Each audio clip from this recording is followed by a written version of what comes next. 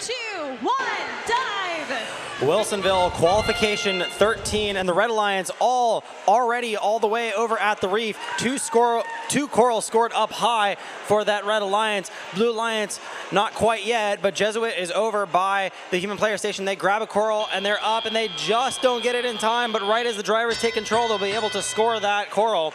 And Pigmice knock off one of the coral, trying to adjust it back onto the reef, but they're going to go back to the human player station where they grab one of the coral and line up to that 4th level of the reef. Next to their alliance partner is 25-21, that's Cert, who doesn't quite make it on, but it just slips down onto that L1 where they will still get 2 points.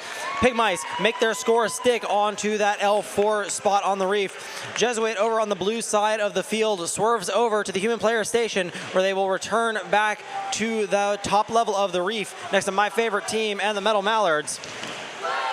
1 minute, 30 seconds left in this match. Preemptively, 35 to 50 points, and another coral scored up high for that Red Alliance from Pigmice.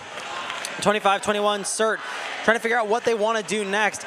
Their elevator goes up, and they manage to scrub one of the algae off of that red reef. On the blue side of the field, Jesuit makes a score stick onto that 4th level. Metal Mallards trying to do the same. They line up, being very meticulous to make sure that they don't miss, and that coral gets nicely scored onto that top level.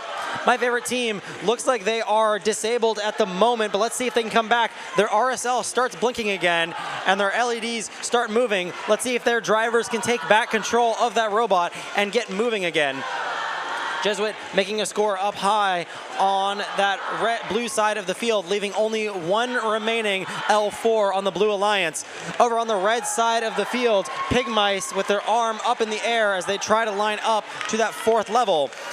Shallow Cage swinging wildly for Stormbreakers as they line up and they knock their RSL off of their robot. Zip ties going everywhere, but let's see if they can still get that shallow climb as we enter the end game period. It's a very close match, and Stormbreakers are up off of the ground very nicely.